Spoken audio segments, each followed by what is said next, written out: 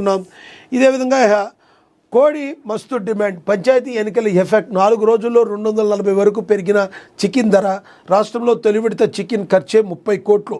మరి చికెన్ అనేది చాలామందికి నాన్ వెజ్ తినే వాళ్ళందరికీ కూడా మరి కొంచెం అందుబాటులో ఉంటుంది ఎప్పుడు ప్రైజు, కానీ ఆ ప్రైస్ కూడా కొండకి కూర్చున్నట్టుగా ఇప్పుడు కూడా 200-210 వరకు ఉంది ఈ మధ్యకాలంలో, కానీ మరి 240 వరకు చేరింది.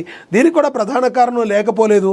ఎందుకంటే గతంలో కోళ్ళు విపరీతమైన వైరస్ వచ్చి చనిపోయినప్పుడు లక్షల్లో కోట్లలో రూపాయల కూడా పౌల్ట్రీ యాజమాన్యాలు ఎవరైతే ఉంటాయో వాళ్ళందరూ లాస్ పోయిన పరిస్థితి. ఆ లాస్ని మరి కొంచెం సవరించుకుంటానికి అనుకోవచ్చు, లేదంటే కవర్ చేసుకుంటానికి అనుకోవచ్చు, ఏదైనా అనుకోవచ్చు. కానీ అప్పటి నుంచి కూడా చికెన్ రేట్లు అయితే తగ్గలేదు. కానీ మాంస ప్రియులకు మాత్రం ఒక రకంగా చెప్పాలంటే ఇది ఒక కొంచెం గాబరపాటుకు గురి చేస్తూ ఉంటుంది, అమ్మో 240 పెట్టాలని. కానీ ఒకటి మాత్రం కష్టం, మన తెలంగాణలో అది ఎంత ఉన్నా కూడా మరి మాంస ప్రియులందరూ కూడా తగ్గేదే లేదంటారు, అది మాత్రం మనకు తెలుసు. ఇక నెక్స్ట్